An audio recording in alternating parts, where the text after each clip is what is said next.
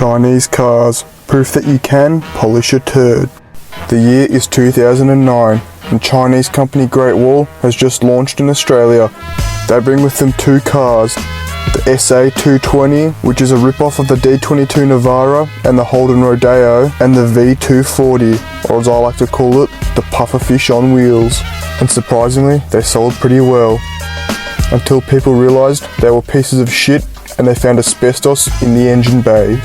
Unsurprisingly, this caused sales to plummet. But then, a Chinese company called Suchare Motor had a brilliant idea. They knew that the Australian public thought Chinese cars were pieces of shit, so they decided to buy MG, a British company, with a great track record of reliability. But this is where it gets interesting. They thought, let's stop making ugly cars with shitty interiors and we'll start making good looking cars with futuristic interiors. And in 2013, they launched this, the MG6, and I have no clue what happened because I've never seen one on the road.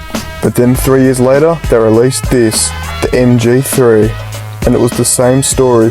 I've never seen one on the road and there's none available on car sales. But then, in 2018, they released this, the MG3.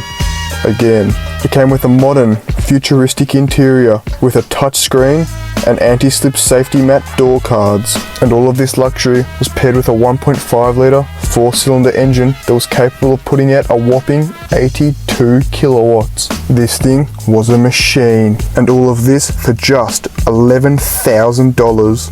For comparison, that's only 22 AU Falcons. But there was a problem, because MG had spent all their money on looks and spent no money on fixing the problems that made the old Chinese cars so shit. And unsurprisingly, this was the result.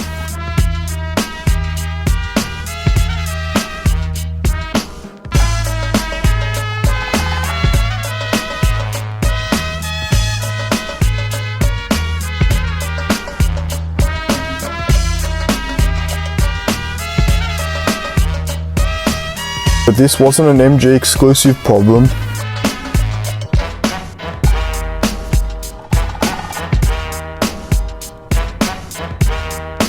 You'd think this would put people off, right? Well, no. Surprisingly, sales started to increase. But then, in 2020, something else came to Australia from China. Something that didn't need a new engine every 10,000 kilometers. COVID-19. And about a year later, the chip shortages started. Toyota, Porsche, Audi, Volkswagen, these were just a handful of companies who were affected by this chip shortage. The chip shortage was a problem. Even the most mundane cars from these companies held long waiting times.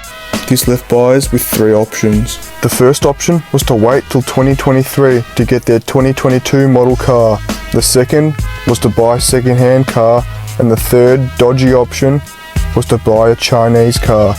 And of course, the majority went with the worst option of the three, buying a Chinese car. Chinese car sales absolutely skyrocketed. It seemed as if the public had completely disregarded all the negative reviews on these Chinese cars and were lured in by the flashy looks and low price tags. Or was it the fact that this was the only car you could still get in taxi yellow? In 2021, these Chinese cars were so popular that they managed to outsell Japanese brands. And even though these cars had notoriously crap reliability, people just keep buying them. What you're looking at here is a list of problems that one MG owner had in the first 50,000 kilometers of owning this car. These cars were a mechanic's wet dream, needing a whole new engine by the time an AU Falcon needs its first oil change. And this problem won't be solved anytime soon, because every year more and more polished turds make their way to Australia and none of these problems are being solved. So the lesson to take out of this video is, if you need a cheap, reliable car that doesn't need a new engine every 5,000 kilometers, stick with the trusty old AU Falcon.